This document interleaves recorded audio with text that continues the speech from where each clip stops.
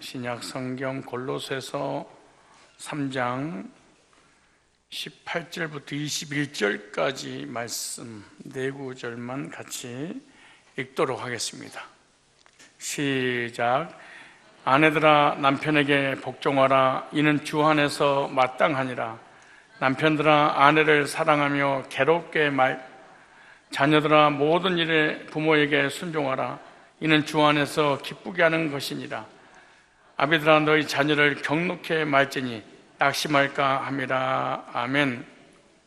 저번 시간에 이어서 행복한 삶의 비결에 대해서 말씀을 드리고 갑니다. 5월은 가정의 달입니다. 그리고 오늘은 특별히 어버이 주일로 하나님 앞에 드려지는 그런 날입니다. 그래서 가족은 너무나 소중하지요.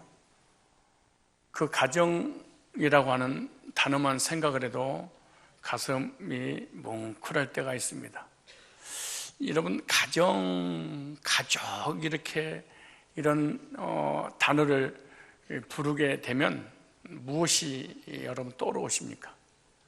나의 가정, 우리 식구들을 생각하면 떠오르는 것이 무엇입니까? 가족들과 함께 웃기도 하고 서로 못마땅해서 화가 나서 언성을 높이기도 하고 언성 높이고 난 다음에 미안해서 부끄러워 고개를 숙이기도 하고 가족들이 너무 그리워서 눈물을 글썽이는 그리운 마음을 갖기도 하고요. 때로는 헤어지고 나면 금방 보고 싶어서 견딜 수 없어서 그리움에 빠지기도 하고 주고받은 상처를 서로 다시 이루하며 그래 그때 오해했었지, 힘들었겠구나, 힘들었지 고개를 끄덕이며 따뜻한 눈길로 하나 되는 가족들, 이런 가족들이 언제라도 문을 열고 나를 반기는 우리 집, 우리 가족, 우리라는 말에서 늘 그리움이 생기고 생각만 해도 가슴이 뭉클해지는 고마움이 가득한 향기를 내뿜는 그런 곳이 바로 가정이고 가족들이 아니겠습니까?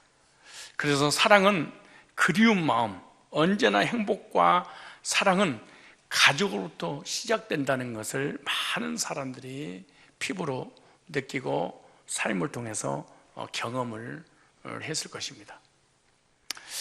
하나님께서도 마찬가지입니다. 이 세상에 복을 주시기 전에, 사업에, 직장에, 우리 삶에 복을 주시기 전에 제일 먼저 하나님은 가정에 복을 주셨습니다. 그리고 가정에 복을 주시기를 원하시는 것입니다. 그래서 하나님은 이 나라, 이 민족을 사랑하는 것이 아니라, 세계 인구를 사랑하는 것이 아니라, 세계 사람에게 복을 주시는 것이 아니라 가족이라고 하는 공동체 안에 하나님은 관심을 가지고 계시고 가족이라는 공동체 안에 복을 쏟아 부어주시는 것입니다. 하나님은 우주 모든 만물을 창조하시고 에덴을 창조하시고 난 이후에 아담을, 첫사람을 창조하셨습니다. 그런데 성경에 보면 사람이 독처하는 것이 좋지 못하여 돕는 배필인 화를 만들어 주셨습니다. 아담이 혼자 있는 것이 좋지 않았다. 그래서 아담을 격려하고 위로하고 또 펴주고 세워주고 힘 있는 삶을 살게 하시려고 여자를 통하여 가정이라는 제도를 하나님이 만들어 주셨습니다. 그래서 가족 그러면 우리 마음속에 느끼는 게 있어야 됩니다. 포근함, 그리고 평안한 안식, 천국, 이런 소중한 단어들이 가정을 생각하면 떠오르게 하는 것이죠. 주님께서도 그리스도인들이 이 세상에 사는 동안 천국 같은 삶을 누리다가 천국을 소유하며 천국 들어가기를 원하신 하나님이십니다. 그래서 천국 같은 가정을 천국으로 만들어서 누리다가 하늘나라 가야 되는데, 그렇게 되기 위해서는 천국 같은 가정을 이루면서 살 수 있는 삶의 비결을 성경은 우리에게 말씀해 주고 있습니다. 특별히 그리스도인, 거듭난 구원받은 성도들은 마땅히 천국 같은 가정을 이루어야 되고 하나님의 뜻입니다. 그래서 우리가 구원받았으면 구원으로 끝나는 것이 아니라 구원받은 자의 삶이 있는 것입니다. 삶을 통하여 구원을 받는다는 것은 잘못된 것이지만 그건 율법주의고 아주 잘못된 것입니다.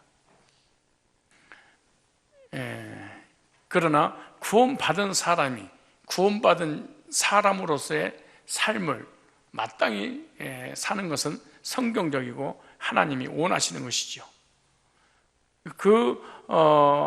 행복한 삶을 사는 그 비결은 하나님의 말씀이 있는데 하나님 말씀이 우리에게 제시해 주고 계시고 그 말씀에 순종을 하면 모든 불행이 끝이 나고 행복한 가정을 이루게 되는 것입니다. 행복한 삶을 사는 비결이 성경에 있는데 우리가 행복한 삶을 살지 못하고 지옥 같은 삶을 사는 이유가 뭐냐? 하나님의 말씀에 순종하지 못하기 때문에 그러는 것입니다. 여러분이 행복하지 못하고 지금 불행한 이유는 딱 한 가지입니다. 하나님 말씀을 믿지 않는 것입니다. 그리고 하나님 말씀 믿는다 할지라도 그 말씀에 순종하지 않기 때문에 여러분의 지금 가정은 불행하다고 생각하는 것입니다. 그래서 여러분 가정을 행복하게 만들어 주시기 위해서 하나님께서 말씀해 주셨는데 오늘 말씀을 잘 들으시고 실천함으로 행복한 가정을 이루어 나가는 여러분의 모든 삶이 되시기를 축복합니다. 저번 시간에 이어서 오늘 18절에 한번 더 읽겠습니다. 오늘 18절, 오늘 골로새서 3장 18절을 다 같이 한 목소리 읽습니다. 시작. 아내들아 남편에게 복종하라. 이는 주 안에서 마땅하니라. 무엇보다도 성경은 행복한 삶을 사는 비결이 있어서 아내들에게 주시는 말씀이 먼저 선행되고 있습니다. 아내들에게 주시는 그 선행된 말씀이 뭐냐? 아내들아 남편에게 복종하라. 주 안에서 마땅하니라. 복종을 해도 되고 안 해도 되는 것이 아니라 복종할 만한 어떤 인격과 권위와 어떤 인품과 충분한 어떤 자격이 있으니까 내가 복종하고 그렇지 않으니까 복종하지 않겠다, 그런 얘기가 아닙니다. 이 번역에는 이렇게 됐습니다. 아내된 사람들은 자기 남편에게 순종하십시오. 이것이 주님을 믿는 사람으로 해야 될 본분입니다. 주님을 진짜 믿는다면, 만약에 주님을 안 믿는다면 어쩔 수 없겠지만 진짜로 예수 믿고 구원 받았다면 남편에게 뭐해라? 순종해라. 이것이 인간의 본분이란다. 나는 진화론자입니다. 나는 불교 신자입니다. 나는 이방인이기 때문에 나는 하나님 믿지 않습니다. 나는 종교를 선택할 자유의지가 있습니다. 그러니까 나는 하나님 믿지 않습니다. 이런 게 아니고 성경에서 전능하신 창조주 하나님을 믿고 안 믿고 너에게 선택이 있는 것이 아니라 마땅한 본분이니라.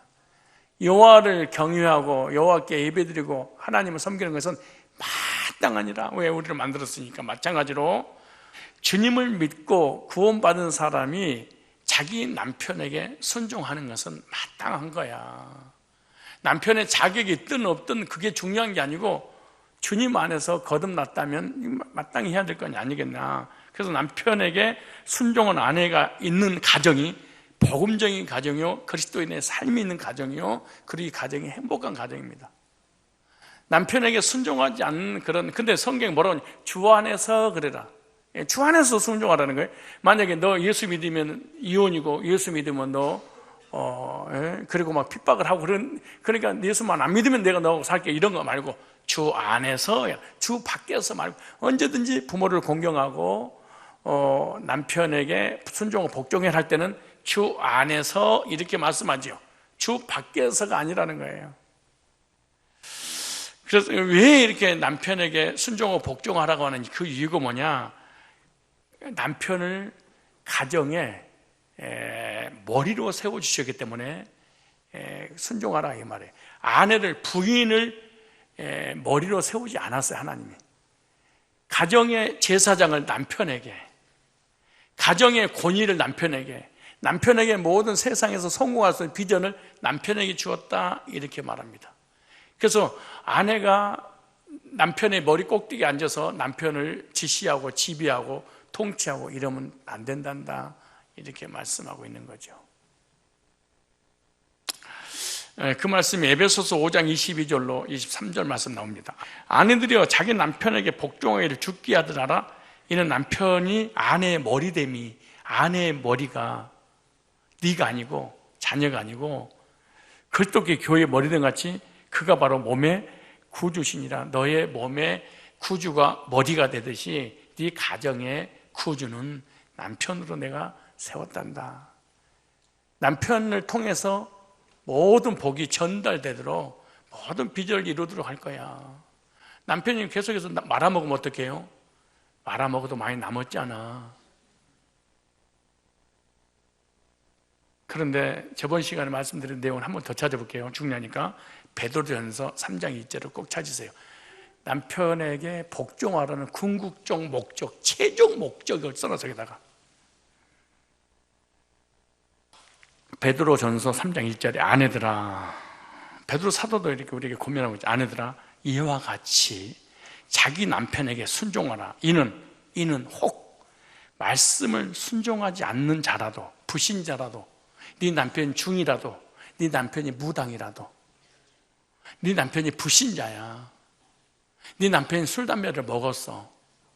근데 구원받지 않아 지옥 가. 그러더라도, 잘 보세요, 그러더라도 혹 말씀을 순종하지 않는 자라도 말로 말미암지 않고, 무슨 말이에요? 뭘로 말미암지 않고? 그 안에 행실로 말미암아 구원을 받게 하려 함이라. 그러니까 구원의 결정이 하나님께 둔 게 아니고 아내의 행실에 의해서 남편이 구원에 결정되도록 해놨단다. 이걸 좀 쉽게 말하면 이런 얘기예요. 우리가 예수 믿고 구원받으세요라고 불신자들에게 말씀을 전하잖아요. 그럼 불신자는 아멘 하고 구원받고 하나님으로 돌아와요.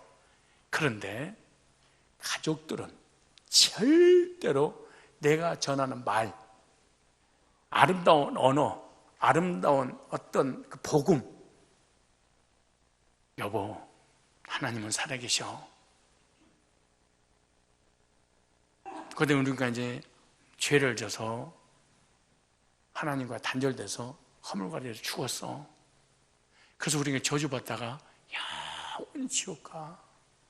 근데 하나님이 여보를 사랑하셔서 하나님이 사람의 몸을 입고 이 땅에 오셔 십자가 피 흘려 죽으셨어. 그리고 지금까지 당신이 지은 모든 죄를 기억지 않고 다 도말해 주셨어. 이 사실을 믿으면 하나님 자녀 돼서 천국에서 영생 복로 누릴 수 있어. 여보, 아멘? 아멘? 예수 믿고 우리 천국에 같이 가자. 이런다고 남편이 설득당해서 아멘, 주님 감사합니다. 오늘 아내의 말씀을 듣고 오늘 주의 소식을 깊이 깨달았어요.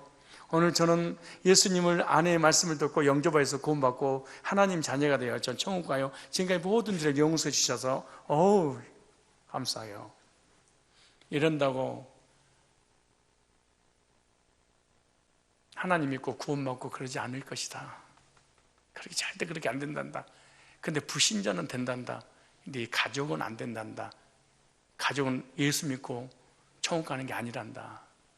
너의 행실을 보고 예수께 돌아와서 예수 믿고 구원받고 천국 가는 것이지, 너의 행실 보고는 너의 말, 네 기가 막히게 유창한 화술, 복음 전하는 이걸 보고 아내는 남편은 설득당하지 않아요. 가족들은 그렇게 말해, 성경에서.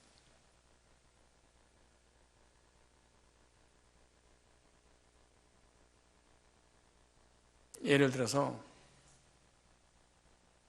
여보! 어디 갔다 왔어? 이 싸가지 없는 놈아, 연수 같은 놈아! 이렇게 남편을 이혼해! 당신 같은 놈 지금 못 살겠어! 연수 같은 놈아, 나 지금 주일날에 예배 드리고 오니까 설교 잘하나 이 새끼야? 주여 아버지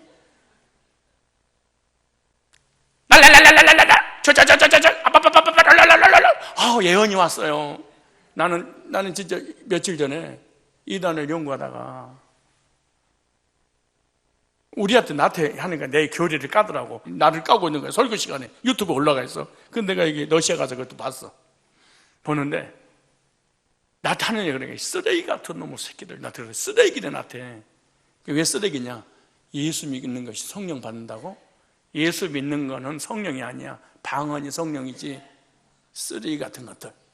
성령 세례도 모르는 것들이 쓰레기. 오순이 마가다락방에 불같은 바람 같은 성령 세례를 모르고 예수 믿는 성령 받는다고 쓰레기 같은 것들 막 욕을 그렇게 하고 난 다음에 이 시간에 오늘 주의 삼창하면서 성령 세례 받기를 기도합시다. 욕을 실컷 한다고 성령 오달라. 나는 이게 무당인가? 여러분 만약에 까지 않고 성령 오시길 기도합시다. 그럼 몰라. 근데 실컷 비방하고 막 저주를 하고 쓰레기라고 해놓고 난 다음에 그러니까 내가 설득이 안 당하는 거야. 내가 성령 못 받았나? 저 사람이 맞나? 한번 고민이라도 하지. 그러니까요. 왜? 싸가지 없는 행동을 하면서 성령 받으라고 하니까 도대체 성령은 욕을 해야지 오는 성령인가 하는 생각이 들더라고. 마찬가지야. 예를 들은 건데 실컷 부부싸움 해놓고 하나님 저를 사랑하신 하나님 내 남편을 불쌍히 여기서 구원해 주세요. 남편이 그걸 듣고 있다가 뭐라는 줄 아세요? 너 미쳤어. 너 미친 거야. 생각해보게. 거의 한국의 신비주의가 그렇게 실컷 싸우고 욕을 하고 난리 쳐놓고 금식하면서 근데 남편이 술 한잔 먹고 왔어. 남편 얼굴 보면서 눈에 귀신이 들어갔구만. 주여 우리 남편 속에 귀신이 들어갔습니다. 예수를 명하니 귀신아 나가라. 결박당할 자다. 술막이야 담배막이야 떠나가. 예수로 명하느니 주야. 미친 거예요. 이렇게 해서는 절대로 복음을 못 믿는단다. 남 돌아온단다. 네 남편은 네 가족들은 네 행실을 거룩한 도덕적인 행실을 보고 돌아오지. 주님 제가 피곤하나이다. 남편이 너무 속을 새겨서 야 소주 하나 가져와라. 주여 아바지 너 여보 다음 주에 교회 가자. 이래가지고 그리고 끝나자마자 야 깔아 하토. 권사님 제일 먼저 깔아 이거 고돌 이거 이 하토 치자. 그럼 불신자가 치자고 해. 권사님 야야 그리고 집사 권사들이 모여가지고 고도를 치고 돈 내기하고 술 먹고 하는 게 이게 크리스천이야. 근데 맨날 모이기만 하면은 또 기도하고 전도를 해. 예수 믿고 천국 가세요. 성경에 나오죠. 주둥이 가지고 가족을 구원시킬 수 없다.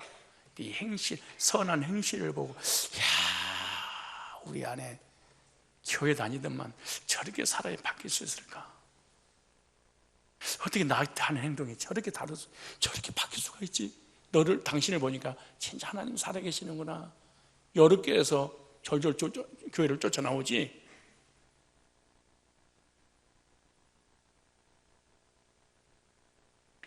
온갖 근심, 걱정, 염려는 불신자 남편한테 더 많이 해. 그 남편이 그런 데잖아. 여보 염려하지 마. 당신 믿는 하나님 앞에 기도해봐. 아내는 술 먹고 담배 피우고 근심과 염려할 때 불신자 남편은 기도해 보세요. 이게 누가 신자야? 그러고 하는 말이 나는 구원받았습니다. 천국 갑니다. 하나님 자녀입니다. 이래가지고 남편이 돌아오겠느냐? 성경에 돌아오겠니? 베드로 사도가 써놨어. 말로 이거 안 된단다. 가족들은 불신자는 왜 돌아오냐? 나를 모르니까. 나가 누구인지 몰라. 인격이 좋은지 안 좋은지 도덕적인 흠이 있는지 없는지 전혀 몰라. 그러니까 일방적으로 복음 전하면 듣고 와. 그래 불신자는 전도를 쉬워. 근데 가족 구원은 힘들어. 가족 구원 힘들어. 왜 힘드냐? 야 임마 하나님 앞에 목사한테 잘할 바에 나한테 먼저 잘해 이런다고 부인이. 새벽마다 울면서 기도하지 말고 나한테 좀 잘해봐. 목사한테 선물 갖다 주지 말고 나한테 좀 선물 줘봐. 물론 이런 사람은 목사님도 안 주지만, 물론 교회도 헌신 안 하지만, 그리고 예수 믿고 구원 받으세요. 그럼 네 말 듣고 설득 당하겠니? 다시 한번. 그래서 왜 참으라 그 이유가 여기서 나온 거예요. 자세히 보세요. 자, 아까 몇 절 읽었어요? 베드로전 3장 1절에 아내들아 이와 같이 자기 남편에게 순종하라. 이는 혹 말씀을 순종하지 않는 자라도 말로 말미암지 않고 그 안에 행실로 말미암아 구원을 받게. 네 남편 구원받게 하고 싶어? 그러면 복음을 전하지 말고 행실에 전해. 가족들은 복음 전한다고 하나님 앞에 돌아오지 않아. 너의 행동 보고 돌아와. 그래.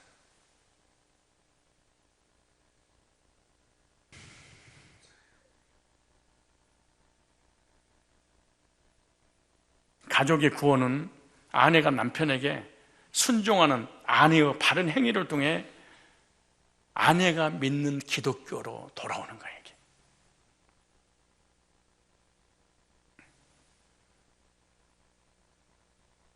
그런데 오늘 성경 본문에 보니까 아내가 남편에게 순종하고 복종하는 것이 주 안에서 마땅한 일이다.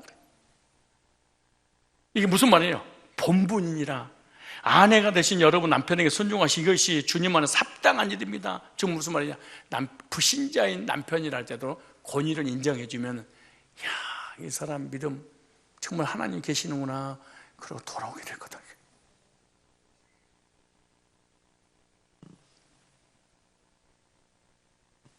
두 번째, 다시 오늘 보면 이제 아내는 그만하고, 남편들에게 하는 말은 간단해. 길지가 않아서 설교가 짧아요. 이거 얼마나 감사한지 몰라요. 19절에 시작. 남편들아 아내를 사랑하며 괴롭게 하지 말라. 남편들이 주신 두 번째 말씀이죠. 아내를 사랑하되 괴롭히지 마라. 그렇게 말해. 그래서 성경에서 계속 반복되는 내용이 뭐냐? 아내를 사랑하라. 이렇게 말해. 그런데 아내를 사랑하는 남편 있는 가정이 그리스도의 가정이요, 그리스도의 삶의 가정이요, 복 있는 가정이요, 행복한 삶의 비결입니다. 그래서 남편이 아내를 사랑하는 것은 주님 명령입니다. 어떻게 했느냐? 괴롭게 하지 마라. 얼마나 사랑해야 되느냐? 이렇게 말해요. 우리 한번 찾아보세요. 에베소서 5장 25절에. 자, 이건 남편들만 읽어보세요. 25절에 시작. 남편들아 아내 사랑하기를 그리스도께서 교회를 사랑하시고 위하여 자신을 주신 것 같이라. 남편들은 아내를 예수님이 교회를 위해 자기 목숨을 내어주신 것처럼 사랑했잖아요. 이 사랑이 무슨 말이에요? 희생적 사랑입니다. 희생적 사랑. 그러니까 주님께서 교회를 위해서, 죄인을 위해서 희생하신 것처럼 남편은 아내를 위해서 희생해라. 희생 제물이 되어라. 그렇게 말해. 무슨 말이에요? 남편을 위해서 행복한 가정을 이루기 위해서는 모든 것을 남편들은 손해보며 살아야 돼. 이렇게 말해. 손해보며 산다는 무슨 말이에요? 상대방이 잘못해도 뭐하고? 이해하고 간용하고 덮어주고 용서해주라. 이것이 남편이 아내에게 해야 될 일입니다. 아내들이 잘못하고 실수를 하고 죄를 지을 수 있어요. 그래도 뭐해라? 용서해라. 누가 용서했듯이 하나님이 우리의 허물과 죄악을 묻고 따지고 용서를 비니까 용서해 주는 것이 아니라 그대로 용서를 그대로 받아주신 것처럼 뭐해라? 용서해라.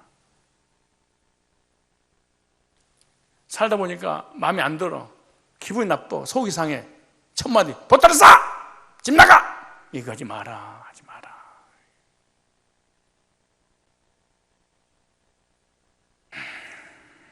특별히 아내를 에베소서 보면 몸처럼 사랑하라 그러잖아요. 그 사랑하는 이유는 또 하나가 있습니다. 왜 사랑이 되냐? 남자보다 아내가 약하단다 하셔서 놨어. 아주 약하단다. 한번 찾아보세요. 성경 찾아보세요. 베드로전서 3장씩. 오늘부터 남편들은 아내가 싫어하는 거 하지 마세요. 안 하면 되잖아요. 자, 3장 7절 보세요. 남편 된 자들아. 여러분 남편이에요? 이와 같이 지식을 따라 너희 아내와 동거하고 그는 더 연약한 그릇이요 또 생명의 은혜를 함께 이어받을 자로 알아. 기억이라. 천국에서 영원히 함께 살 사람을 알아라. 근데 어떻게 알아? 남자보다 연약한 그릇이라. 이렇게 번역에는 이거 쉬운 성경 이렇게 써놨어요. 남편 여러분, 이와 같이 여러분도 아내가 여성으로서 자기보다 약한 그릇임을 이해하고 함께 살아야 됩니다. 그리고 생명의 은혜를 함께 상속받을 사람으로 알고 존중하십시오. 그렇게 여러분의 기도가 막히지 않을 겁니다. 아, 무슨 말이에요? 아무리 기도를 해도 내가 응답 안 해줄 거야. 너 부부싸움하면.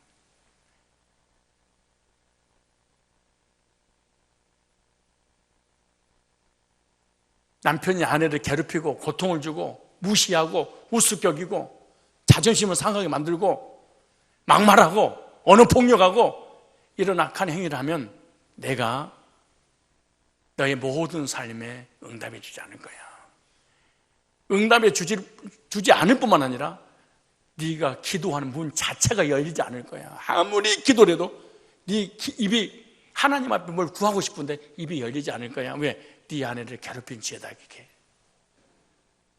거의 자기 아내를 괴롭히고 고통을 주고 힘들면은 이 사람 입에서 기도가 열리지 않습니다. 그리고 기도해도 하나님 들어주지 않습니다. 사실은 모든 축복의 문이 어디 누구한테 오는 거예요? 남편에게 주신다는 게 남편에게.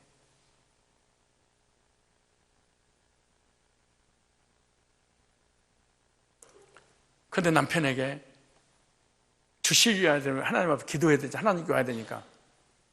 근데 기도 자체가 나오지 않도록 해버린다는 거예요.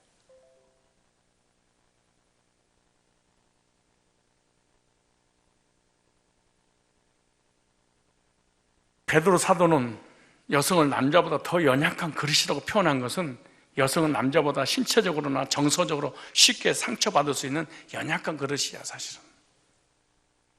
그러므로 남편들은 자기 아내를 함부로 대하지 말아야 된다는 거예요.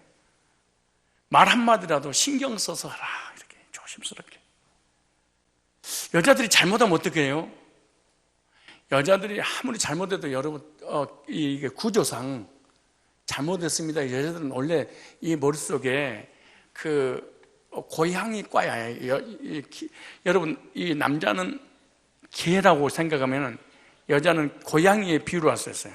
고양이는 뭐냐 그러면은 주인이 아무리 잘해줘도 금방 쉽게 잊어버리고 자기에게 잘못해준 거 그것만 딱 기억이 난대.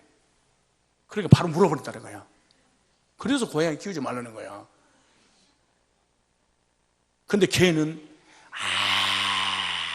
아무리 때리고 몽둥이 패도 10m 전방에서 몽둥이가 날아오지 않는 거리를 유지하고 난 다음에 싹 눈치만 써봐. 그러다가 눈이 마주쳐서 그러면 지 혼자 스스로 깔아. 깔만하면 지가 깔아. 그리고 혼자 근데 꼬리를 흔들면서 낑거려. 근데 그렇게 좁혀도 있잖아요. 멍멍아, 그 말 듣는 순간에 개가 이렇게 되면, 근데 고양이는 무릎 뜯어버려. 있는 사람이 고양이 버려요.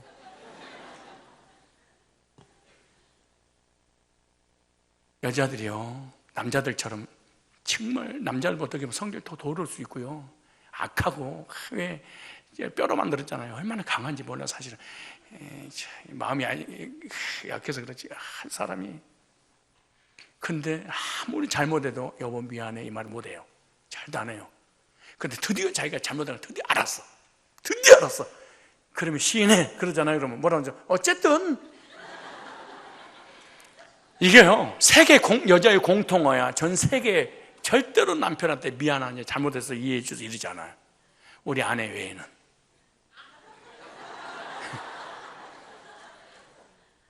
그 실수 인정하면 되거든. 아니 내가 미안해. 아유 내가 잘못 알았네. 예를 들어서 목적지 하는 사람의 길이 두 군데야. 그 니리 가야 돼. 아, 그거 잘못된 길이야. 당신 몰라. 좌측으로 가. 갔더니 잘못 갔어. 그거 틀렸잖아, 당신. 아, 또 시간 진짜 됐네. 그런데 돌아서 가면 되지, 왜 그래? 돌아서 가다가 또 길이 또 막혀서 또 두고 갈랬길래 이리 가려고 그러는데 이쪽으로 가야 된다는 거야. 또 들렸어. 당신 사과해? 사과해? 그러면은, 예, 잘못했어요. 이제 길 알려주지 않겠습니다. 뭐 이래야 되잖아요. 그러지 않아요. 어쨌든 가면 되지, 뭘 그래야 돼. 아유, 뭐 그걸 가지고 그래. 그거 화낼 일이야. 돌아가면 되지. 야, 무슨 말이야. 여자를 고치려고 하면 안 돼. 남편이 멍청해서 그래. 따로 여자는 구조상 절대로 고쳐지지 않도록 하나님께 지음받았다. 여자는 안 고쳐져요. 나이 80, 90이다, 고치가. 근데 그걸 고치라고 하니, 그 고쳐지냐고. 그러니까 이혼하고, 부부싸움하고, 난리를 치는 거지. 그럼 어떡하면 좋아요? 고치지 마. 아내를 고치는 게 빠르겠어요? 네가 너를 고치는 게 빠르겠어요? 안 고쳐지는 거야, 사람은. 그럼 어떻게 해야 돼? 그대로 받아야 돼. 욕심 있으면 욕심대로 받고, 성질이 더러우면 또 절대로 고치려고 하면 내가 망해버려. 내가 죽어. 그러니까 어떻게 해라? 그대로 받아. 만약에 우리의 허물과 죄를 우리 스스로 해결할 수 있고 내 스스로 고칠 수 있었다면 주님이 이 땅에 오셔서 내를 대신해서 십자가 피 흘려 죽지 않아요. 왜 고치라고 그러지? 율법으로, 성화로, 행위로, 십계명으로 절대 우리 고쳐지지 않아. 하늘에서 붓덩어리가 떨어져도 우리는 안 고쳐져요. 가끔도 비행기 타면 꼭 비행기 안에서나 회개를 많이 해요. 이놈은 비행기가 좀 이렇게 편안하게 좀 갔으면 좀 이렇게 가면 얼마나 좋아.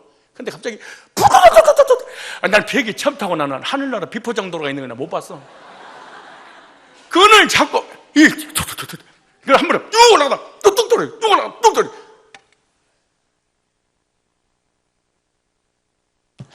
하나님, 목회 잘하겠습니다. 절대 성도들 까지 않겠습니다.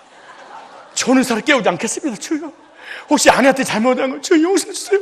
아버지, 혹시 여기서 떨어지더라도 나 잘못한 모든 거 완전하게 용서해 놓고 확신을 얻고 나 데려가셔야 됩니다. 저 이 장소입니까?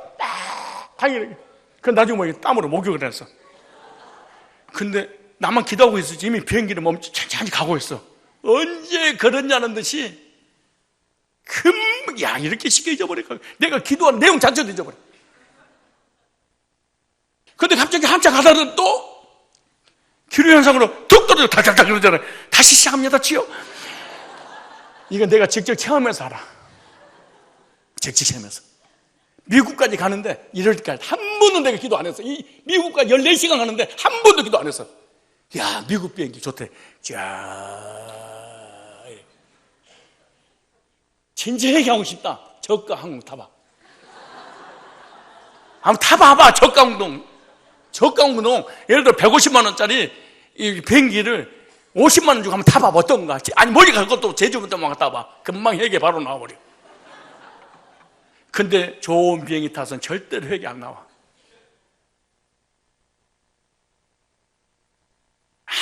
아무리 고치는 척해도 우리 인간은 근본상 죄인이기 때문에 안 고쳐지는 거예요.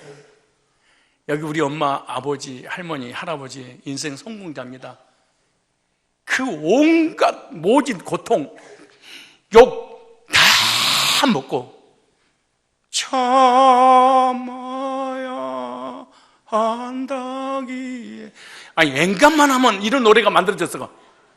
아니, 얼마나 힘들고 눈물로 보냅니다 여자의 일생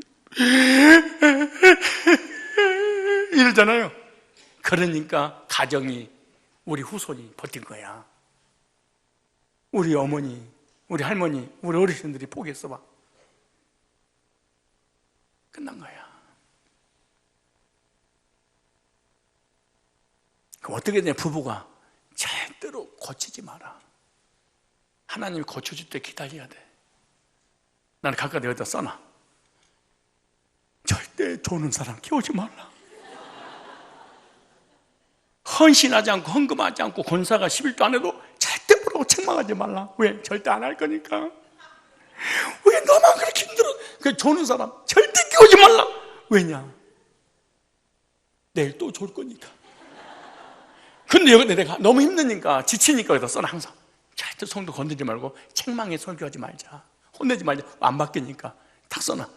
언약 내가 써놓고 가겠냐? 여기다가 안 보여요? 여기다가 깨우지 마라. 헌신을 요구하지 마라. 강하게 하지 마라. 부드럽게 해라. 어차피 안 바뀌는다. 혹시 남편이 30년 40년도 살다 보니까 남편이 바뀌던가요?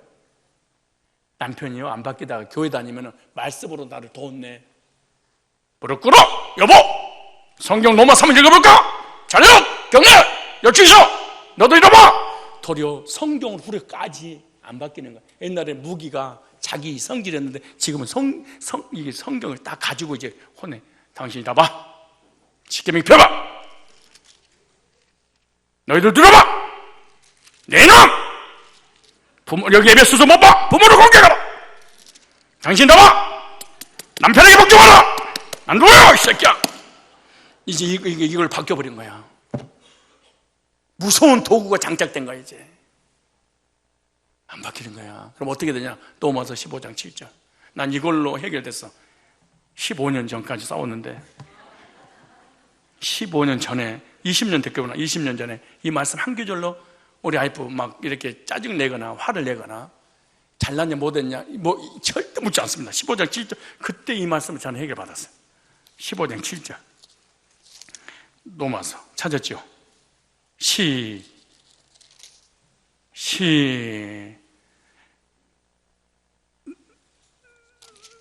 시작. 이러므로 그리스도께서 우리를 받아 하나님께 영광을 돌리신 것 같이 너희도 서로 받아라. 우리 허물과 죄와 불신앙과 불복종과 이 어마어마한 죄와 이 저주들 있잖아요. 이것을 단 하나도 주님께서 고치라고 한 적이 없어요. 그리고 그 죄를 그대로 주님 받았대. 그리고 십자가에 희생을 하셨어. 그러니까 하나님 영광을 받으셨대. 이래와 같이 너희들도 상대방을 고쳐서 받지 말고 그대로 받아라. 그럼 내가 영광을 받겠다. 근데 여러분을 통해서 하나님은 단 한 번도 영광을 받으신 적이 없어. 왠 줄 아세요?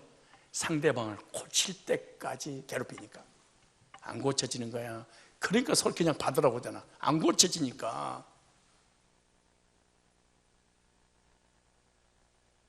그럼 하나님께서 받으시면 영광을 받으신다는 거야. 다시 묻겠습니다. 아내가 남편을, 남편이 아내를 고치려고 하니까 고쳐지든가요? 안 고쳐지든가요? 고쳐지는 게 아니야. 근데 왜 고치려고 할까? 이거 좀 한 번 더 하고 넘어가야 되겠어요. 고치라고 하는 이유가 있어. 당신의 단점 때문에 내가 불편하기 때문이야. 너의 단점으로 하여금 내가 불편하니까 나의 편리를 위해서 네가 고쳐. 그 말이잖아. 이걸 다른 말로 이기주의라고 그러는 거야. 율법주의 특징이 먼저 이기주의잖아요. 이거 고쳐, 이거 고쳐. 왜 고쳐? 너 때문에 내가 불편하니까. 내가 너 때문에 힘들어.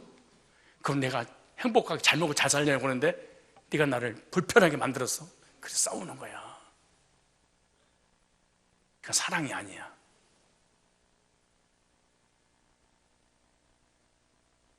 사랑은 성경에 이렇게 정의를 내렸습니다. 그대로 받는 거란다. 고치지 말고. 또 끝나면 그렇게 집에 가면서 성경 그렇다 치더라도 당신 그러면 안 돼. 이랬더니. 그러니까 사실은 이 사람은 하나님 자체를 그러니까 어떻게 행복을 찾겠어. 성경 한 줄도 안 믿는데 나름대로 종교생활 하는데 자기 편리를 위해서. 다시 한번 15장 7절 시작.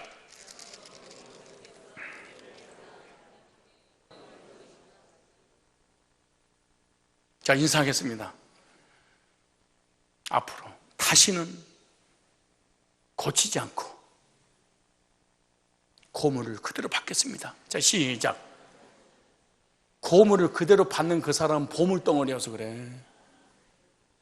보물인 줄 아는 사람이 고물을 받아서 돈 버는 거야. 인사하세요, 서로와. 누가 됐든 간에 앞으로 절대로 무슨 일이 있어도 어떤 상황에도 어떤 잘못에도 고치지 않고 그대로 받겠습니다. 시작. 집에 가면 또 그럴 거야. 이것만 고쳐. 남편은 아내에게 사랑해야 될 큰 책임이 있습니다. 성경에 뭐라고 하세요? 잠언서 18장을 찾아보세요. 잠언서 18장 22절에 아내를 얻는 자는 잘 보세요. 남편들 잘 보세요. 남편들 잘 들어보세요. 아내를 얻는 자는 복을 얻고 여호와께 은총을 받는 자니라. 하나님의 사랑받았다는 특징이 뭐냐? 아내가 있는 사람이구나. 내가 하나님께 복받았다는 것은 어때가 있느냐? 아내가 있는 남편은 정말로 복받은 사람이야. 하나님의 사랑과 복을 받지 않고는 하나님께서 아내를 주지 않는다는 거잖아. 아내 있으세요? 하나님 사랑받았다는 증거입니다. 아내 있으세요? 하나님께서 복을 주셨다는 강력한 증거가 뭐냐? 아내를 하나님의 사랑의 표로 선물로 주신 거야. 선물로.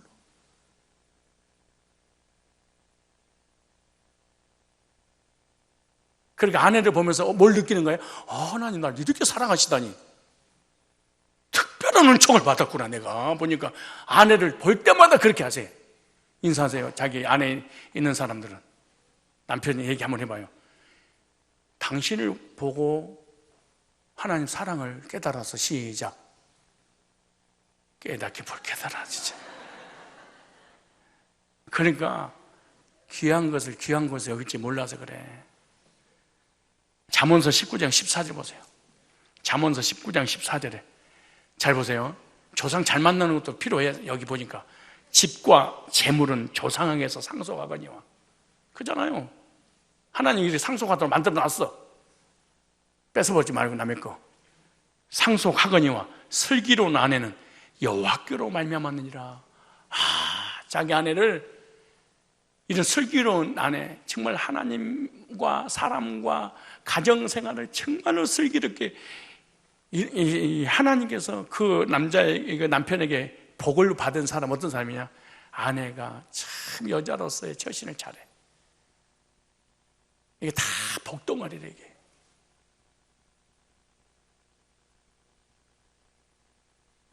행복한 삶의 비결이 뭐예요? 그대로 받는 겁니다. 이게 남편이 아내를 고치지 말고 서로가 서로를. 세 번째, 자녀들이 주신 말씀입니다. 오늘 어버이날이잖아요. 이건 해야지.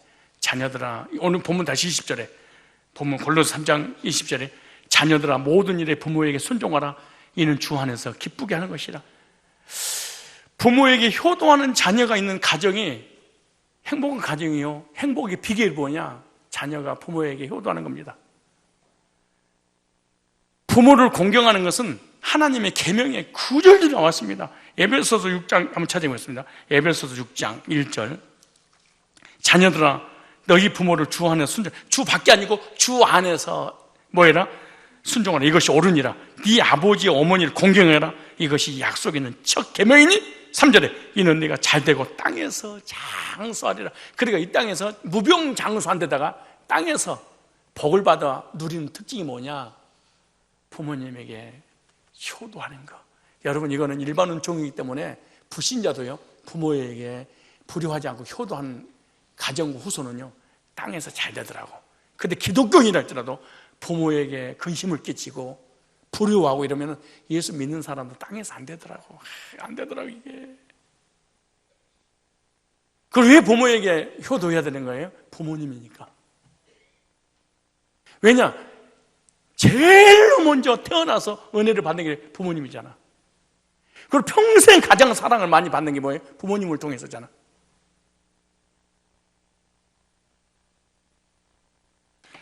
부모를 공경하는 것은 땅에서 잘 되고 장수하리라. 오래 살고 싶으면 부모에게 효도하십시오. 나는 부모가 안 계시는데요. 그러면 어르신들한테 잘하십시오. 교회 어르신들한테. 갑자기 생각났는데 당회에서 빨리 진행하세요. 갑자기 떠올랐네. 다음 주 주중에 목요일 날이든 날짜 잡아가지고 닭 한 200~300마리 잡으세요.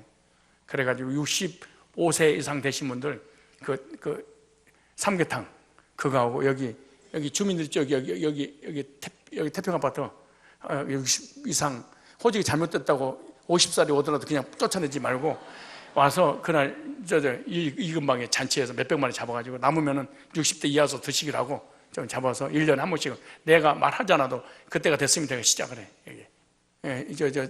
사역자들부터 시작해서 추전해서 주중에 나라면 잡아가지고 이렇게 한번 하세요. 이것도 누구 섬기기 전에 하나님의 명령이고, 그리고 마땅히 아랫사람이 윗사람을 섬기는 것이 마땅한 거잖아요. 내가 너를 결혼하기 전까지 30년 동안 섬겼으니 이제 너 남은 생에 너 나 섬겨야 되지 않겠냐, 이게. 그렇지 않겠어요?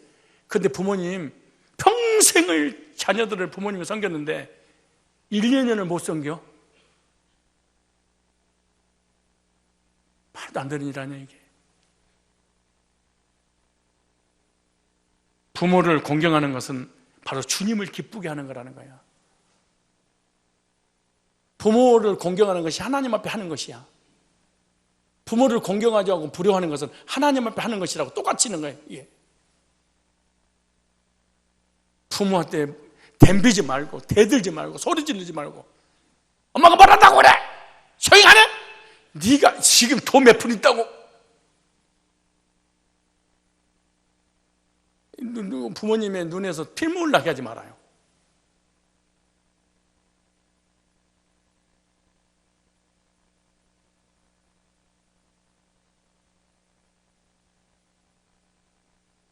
그 불효자의 특징, 운다고 되는 게 아니야.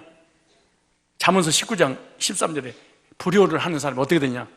미련한 아들은 그 아비의 재앙을 당하는 거래. 아버지한테, 자녀 때문에. 잠언서 10장 1절의 말씀 보면 지혜로운 아들은 아비를 기쁘게 하거니와 미련한 아들은 어미의 근심거리가 된다. 부모님에게. 잠언서 13장 1절에 보면 지혜로운 아들은 아비의 훈계를 들으나 거만한 자는 꾸지람을 즐겨. 부모님 말을 안 듣는데 거만한 자녀들은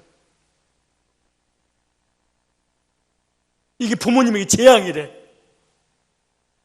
잠언서 15장 20절은 지혜로운 아들은 아비를 즐겁게 하도 미련한 자는 어미를 없이니 후속히 여긴다는 거야. 잠언서 17장 25절에 미련한 아들은 그 아비의 근심이 되고 그 어미의 고통이 되느니라. 그런데 불효자가 불효를 하게 되면 어떤 일이 벌어지냐? 잠언서 30장 17절 보니까 아비를 조롱하며 어미 순종하기 싫어하는 자의 눈은 골짜기 까마귀에 쪼이고 독수리 새끼가 먹히되. 무슨 말이에요? 미래에 비전을 너에게 주지 않을 거야. 새로운 아이디어가 떠오르지 않도록 너의 모든 미래가 불확실하게 내가 만들어버릴 거야. 부모에게 불효하면은. 그러니까 무슨 말이야? 하늘마다 안 되게 할 거야, 이 말이야. 그러니까 부모에게 효도하면 기가 막힌 아이들을 떠오르게 만들 거야, 너를 내가. 미래에 막 꿈들이 생기고 비전이 생기고 희망이 생기고 말이에요. 그래서 부모님에게 순종하는 것은 복받는 비결입니다. 땅에서 뭐하고? 복을 받고 장수하리라. 따라 부모님을 기쁘게 하는 자녀가 되겠습니다. 그리고 교회 안에서도 윗사람들에게 막 덤벼들지 말아요. 어른들에게 보면 인사 꽉꽉하고. 그럼 부모는 자녀들에게 마지막 네 번째 21절 시작. 아비들아 너희 자녀를 노엽게 하지 마라. 낙심할 감이라. 부모는 자녀를 노엽게 하지 말래. 부모가 자녀에게 가져야 될 가장 기본적인 태도는 자녀를 노엽게 하지 말라. 부모의 권위를 가지고 노엽게 하지 말라 말이야. 흥분시키지 말라 말이야. 야, 이번에 노예 시차례가 열려서 우리 교회에서 시차례 했는데 목사님이 아들 간증을 해요. 근데 아들이 운동을 해가지고 아주 잘생기고 멋있어요. 근데 목사님이 간이 망가져가지고 얼마 살지를 못해. 근데 딱 간이 맞아 떨어지는 사람이 있었는데 아들이야. 그 아들이 이식을 했어. 그래서 건강하게 개척을 해서 지금 목회를 하고 계셔. 근데 간증하시는 그런 거예요. 최근에 얼마 안 됐는데, 그러니까 35년을, 그러니까 35살 정도 됐으니까 17살 때, 20살 때 했어. 17년 전에 있었던 얘기를 이식 끝나고 몸이 이제 건강해져서 목회를 하고 있는데, 아버지 섭섭합니다. 갑자기 그러더래요. 너 무슨 말이야? 아버지한테 섭섭하게 어디서 말을 해? 그랬더니 하는 말이, 제가 고등학교 다닐 때 머리 노랗게 들었다고 나를 갖다가 그게 뭐냐고! 당장 머리 모자 안 벗어! 모자 머리 정상 안 돌려! 그렇게 화를, 그때 자기를 책망했던 것이 상처를 받아가지고 간을 이식을 해줘도 지금도 그게 남아있대, 아프게. 그러니까 목사님 그때, 그랬었구나, 진짜 얘기하지. 그랬어, 미안하다. 그래, 내가 그때 너한테 그렇게 책망한 일이 있었구나. 그리고 사과를 했더니 그게 풀리더래. 오늘 집에 가가지고 자녀들한테 미안하다, 그때 머리 물감 칠했다고 책망하고 혼낸 거 그거 미안하다, 네 인격을 무시하고 말이야.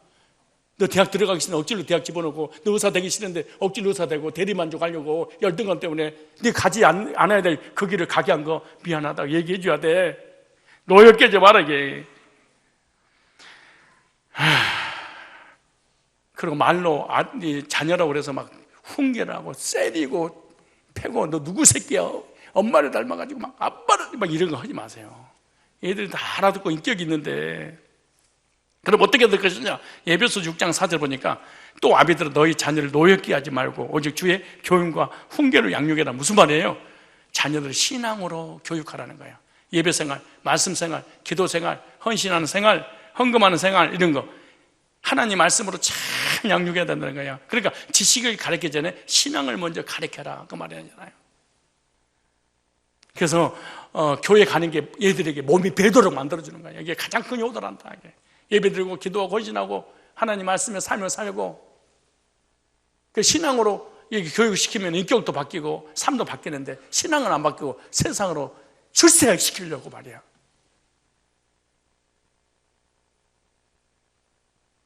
행복한